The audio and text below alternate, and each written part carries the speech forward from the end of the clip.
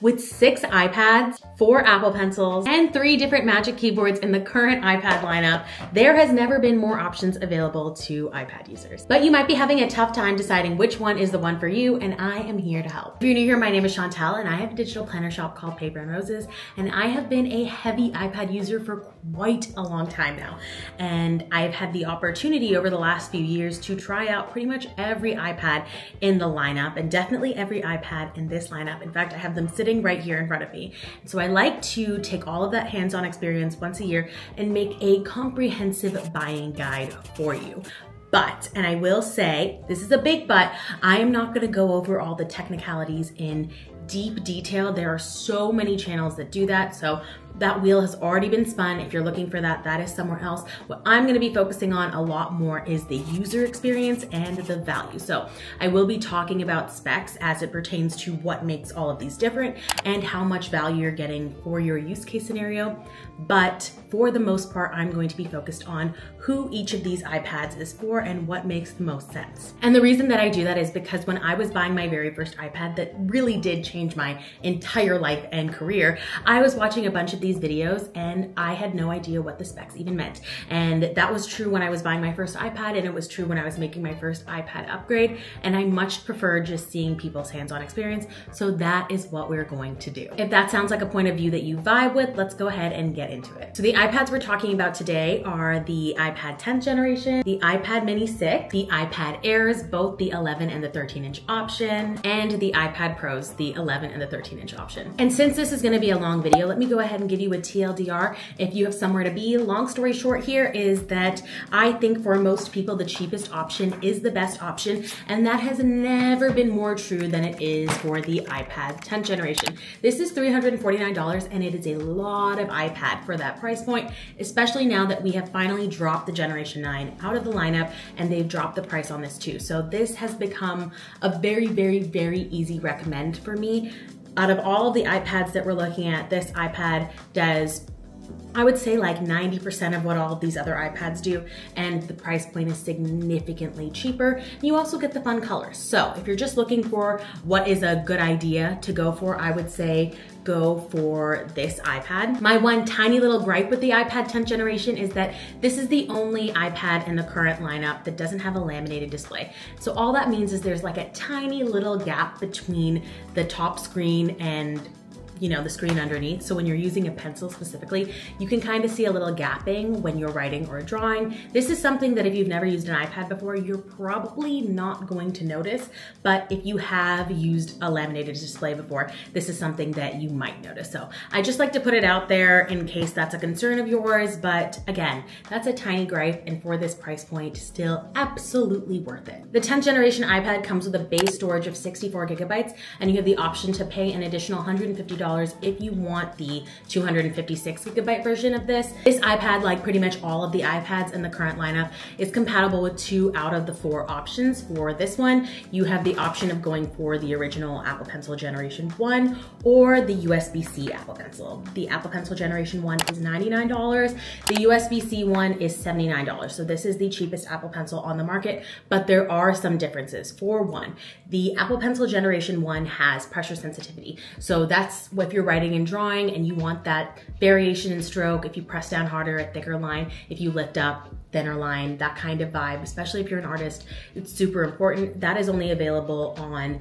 the Apple Pencil Generation 1, not on the USB-C version of the Apple Pencil. The other thing is the Apple Pencil Generation 1. This is that OG Apple Pencil. So it's that same round design, and you have the lightning cable on the back. And at this point, none of the iPads in the current lineup have a lightning cable. They're all USB-C. So to use this pencil and to get the pressure sensitivity for this particular iPad, you have to get an adapter, and I know some people have a real problem with that, and you will need to use the adapter to charge, to pair, and again, since this is round, no flat side, you're going to have to store this separately. And as you can see, I don't have the cap on mine because this is my original Apple Pencil and I lost it. So that's one issue with the original Apple Pencil, but it still works great, and I've had that for years. The other option that you have is to go for the $79 USB-C version of the Apple Pencil.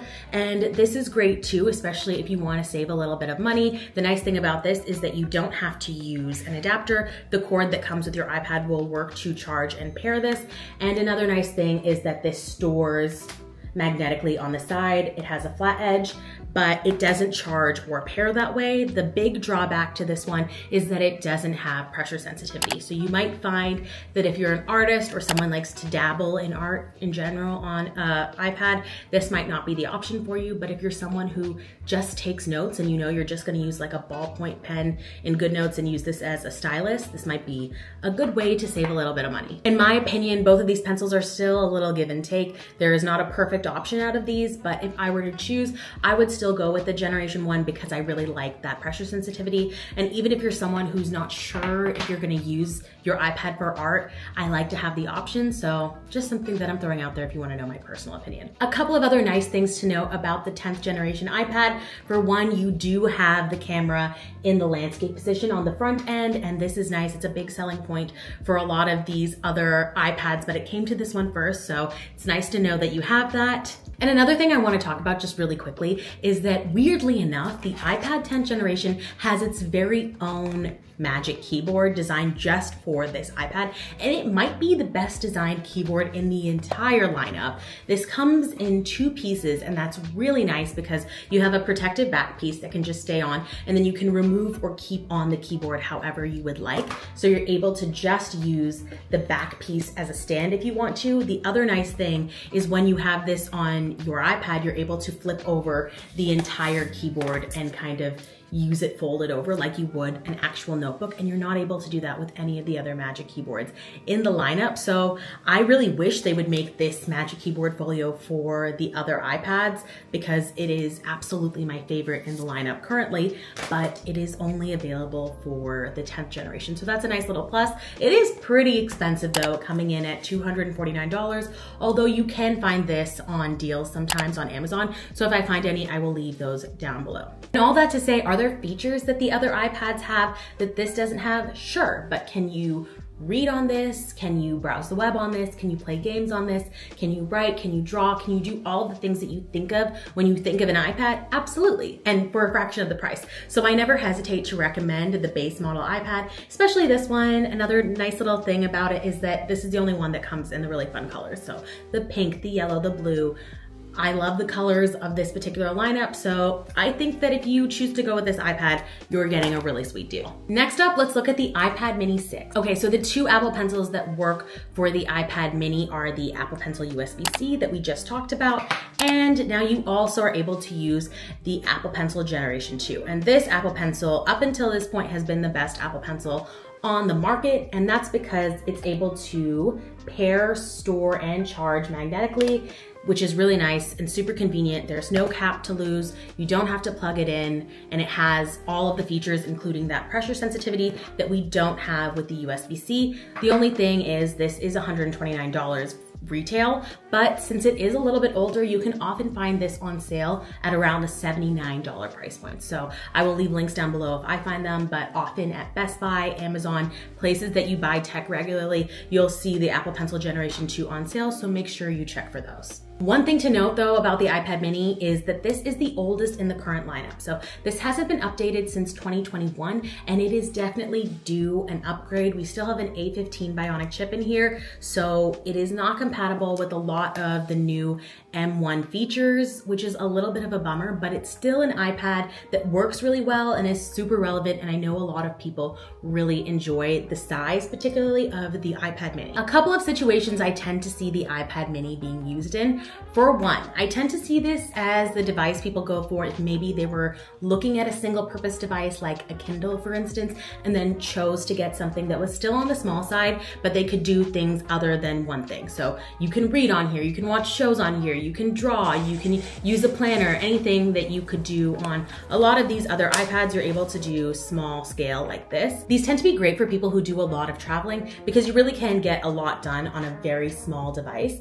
Another case that I see this being used in a ton is as a secondary device. So maybe you already have a primary computing device that you use. A lot of the times I'll see this as a pair with a MacBook, and it is really a great MacBook companion because it works seamlessly with that Apple ecosystem. You're able to AirDrop, and then you get the best of both worlds. You get your MacBook, you get the power of your MacBook and all the things that you would traditionally do on a computer, and you also get the best of a touchpad surface.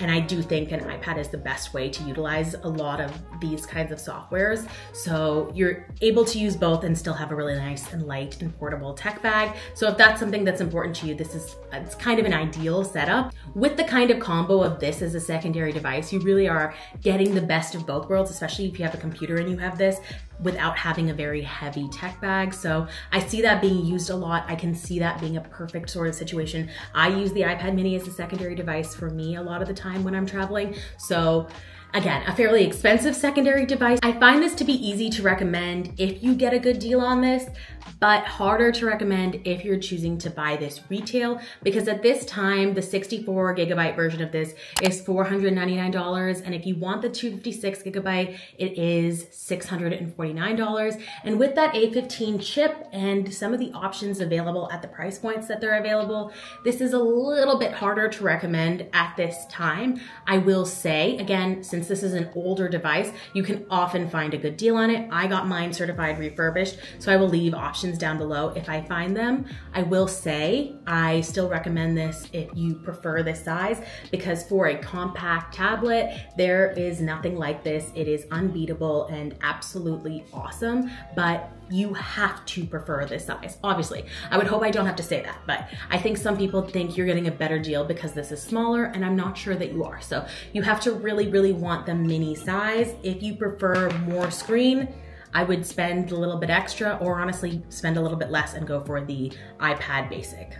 And that brings me to the new iPad Airs. These start at $599 for 128 gigabytes, and that is for the 11-inch size. And if you go for the same 128 gigabytes in the new 13-inch size, it is $799. This new size is a real game changer for me because I have gone for the Pro line a lot of the time because I like that larger screen size. So at this point, that Pro and the Air models are so similar that if you're looking for certain features, you might be able to find them in the Air line without having to spend the extra money for the Pros. And these Airs are brand spanking new. So there are some new features to consider. For one, you do have a decent spec bump.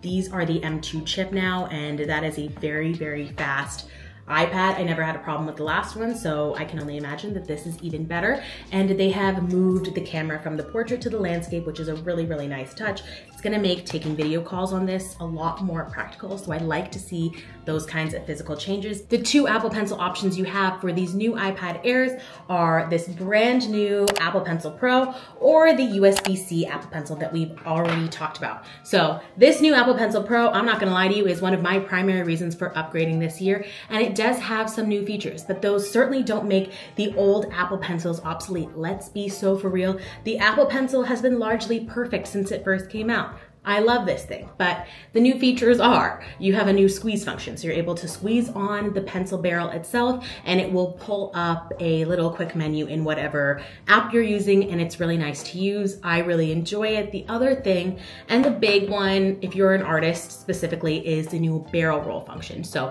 if you imagine using a flat-sided paintbrush, okay? If you use the thick side, you're gonna make a thicker line, and if you turn it over and use the thin side, you're gonna have a thinner line. In the past, we haven't had this option. So if you wanted to change the orientation of your brush, you would have had to use a different brush entirely. But now you're able to just use your Apple Pencil like you would any writing tool and turn it to change the orientation of the brush. And that is really nice and will save you a lot of time if you are a digital artist. The nice thing that the new Apple Pencil Pros have is this is Find My enabled. So if you're someone who is prone to losing things, that might be something that's nice to have. It's certainly nice for me to have. And just like the Generation 2 it stores and charges magnetically on the side like we have seen in the past. Now, if those features aren't super important to you, you can save some money and go with the USB-C option if you want. And something to note is that although this looks like it would be compatible with the Generation 2 Apple Pencil, it isn't. So that is no longer an option for you. I have tried. Something else to consider now that we've seen the previews for iPadOS 18, we now have Apple Intelligence that's coming to iPad, and it's gonna have a ton of features across a ton of apps, and a lot of those are only going to be able to be used with an iPad that has an M series chip in it. So for this current lineup, you're only looking at the Pros and the Airs. So if Apple Intelligence and any of those new features have tickled your fancy, you're gonna have to go with one of these two options if you want something in the current lineup. If you're not sold on just getting something in the current lineup, keep in mind that the last version of the Air and the last version of the Pros were also M series chips, so you could use Apple Intelligence on those as well. Although you will have to go with one of the newer Apple Pencils, you do still have the option to go with the original Magic Keyboard for both of these sizes. So that is nice, and since they are a little bit on the older side now, you're able to find those for a good price, places like Amazon, Best Buy, wherever they have regular sales if you look. So again, if I find any, I will leave them down below for you. And finally, of course, if it's important to you, these come in those nice pastel colors, and you are getting a practically pro level experience. So if you're between the two and you want something with a little bit more personality, you could probably get away with the iPad Air. More on that later. And that brings us to the very top of the food chain, are iPad Pros. These are insane this year. I don't think anybody was asking, but they made these thinner and lighter than ever, and it is really insane how it feels to use one of these. It's almost a magical experience, and I know that that is what iPad has been using as kind of its slogan. It's been saying magical in a ton of the way that it refers to iPads, and it really feels closer to magic than it has ever felt with these new iPads for sure. But with the Pro line, that comes at quite a steep price. So you're looking at $999 for the 11-inch and $1,299 as the starting point for the 13-inch, and that is for 256 gigabytes. And I would imagine a lot of that price is attributed to this being the very first OLED iPad that we have seen, and it is beautiful, and in true Apple fashion, they've taken it the extra mile and done that tandem OLED display. So they've essentially described it as two OLED panels put together, so you're getting an extremely bright and beautiful screen, and I can confirm it is absolutely beautiful to look at. And I know that that's important for a lot of people, especially people who use their iPads as their like primary TV. If you're someone who lives a more compact lifestyle and that's your preference, this might be really important to you. And I will say that not only is this a very, very beautiful device, it also has that M4 chip like we mentioned, and it is extremely powerful. And a lot of Apple's mentality in designing these M4 chips is to use those Apple Intelligence features that are coming to us soon. So those are gonna be rolled out in the next year, and it's gonna be really exciting to see what you can do on this. So if that's something that's important to you, there is no doubt that this is super, super powerful. You've got two color choices here like you do with most of the Pro things. It's silver or black. I really wish they would update that in the Pro line. You're gonna spend this much money, I want to see a color, but that's what your options are, and you have 4 storage configurations for all of these, ranging from 256 gigabytes all the way to 2 terabytes. If you choose to go for the 1 or the 2 terabyte, and that's pretty expensive, you do also have the option to do a nano texture glass or the standard glass, depending on your preferences. So the nano texture glass is basically like a matte anti-reflectant pro level screen. So if you're someone who works a lot outside, this might be beneficial for you, but it is an additional $100, and that's pretty expensive. And it does dull the look of your OLED screen when you're inside. So just something to keep in mind. You have to really, really want that to spend that kind of money on this kind of device. And that's kind of the long story short with the iPad Pros in general. These are undoubtedly like stunning, gorgeous feats of engineering, but they are very, very expensive for what they are. Do I recommend them if you have the money? Sure. But could you get away with one of the other models that we talked about? Yeah, for sure. Especially this year, since we also have a brand new designed Magic Keyboard. So they redesigned the Magic Keyboard specifically for the iPad Pros, and this is a lot thinner too, and the interior is this gorgeous aluminum. So it is absolutely stunning, but again, really expensive. And especially if you are upgrading from an iPad that you already have and maybe you already had a keyboard, you're gonna have to buy a whole host of new accessories and it is gonna be pretty expensive. Like, I'm noticing doing this upgrade is maybe the most expensive upgrade that I have ever made. And I wonder, especially looking at all of the amazing features in some of these other iPads in this current lineup, if you really need it. I would just consider you to think about if you really need to spend this much money. Do I recommend it? Does it work fabulously? Absolutely, of course. But I just encourage everybody to think about their bank accounts at the end of the day. You know, that's what I'm thinking about too. So the real question at the end of the day comes down to what features, what screen size, and what budget are you looking at for your next iPad purchase? Because at this point, there really is an iPad for everyone. And again, I am the person that a lot of my friends and family and a lot of people on the internet are asking my recommendation for what iPad they should go to. So this is kind of the order that I go in. I largely recommend the iPad Basic. This one I think for most people is amazing, especially at this price point. I spent $300 on my iPad 6th generation years ago. And for $650, you're able to get something that is beautiful, stunningly designed, and able to use with a ton of modern accessories. I really, really, really enjoy this. And for most people, chef's kiss, fabulous.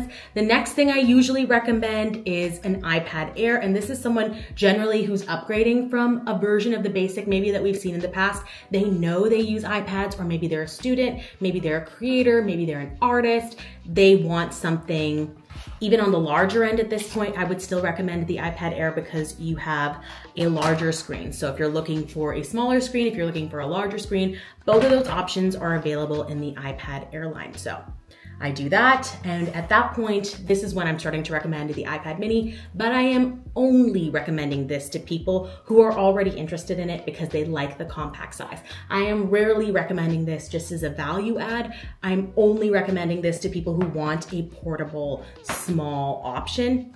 And it's only at that point that I am recommending the iPad Pro. And maybe that is because largely if you are a pro, you know exactly what device you need. You're not asking someone for advice.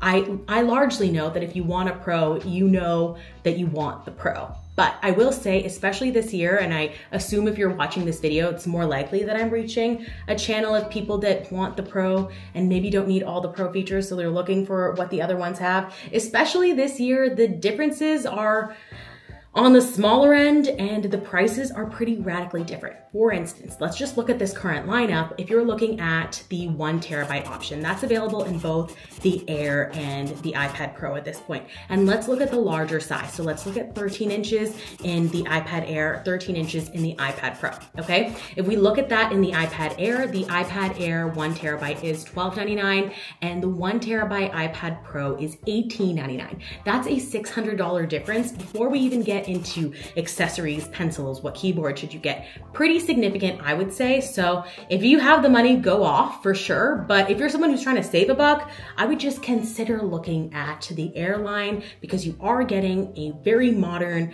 going to be updated, future-proof device for significantly less than you would a Pro, and you might not need it. So just something to consider. I would be a bad reviewer if I didn't just put that out there for you to see the differences. And the reason that I wanted to make a point to say that is that I have watched a lot of these videos in the past and I often see people recommending the iPad Air so low on their list. And it's just something that I don't understand, because if you are a frequent iPad user like I am so impressed by the iPad Air, and I'm very impressed by the price point as well. It's just something I think is really great, and I would even recommend if you are open to looking at older versions of the iPads, you're gonna get a pretty fabulous deal on an older version of the Pro or the iPad Air, and both of the M series versions in the last year's set of this lineup are still really, really great devices and will have access to Apple Intelligence and things like that. So if you're interested in that, I will link that video here because it's still super, super relevant today. Anyways, these are all of my thoughts on the current iPad line. If you have any questions, comments, concerns, leave them down below. I have found that the comment sections of these videos have become an excellent resource. So if you're looking for something, there's probably someone who's talking about it in the chat down below, and it's a great place to see people in real life using their iPads for a specific reason, maybe a similar reason to you. So leave those down below. If you like this video, please like and subscribe. It helps me make big scale videos like this that I hope is providing you a ton of value, and I will catch you next time. Bye.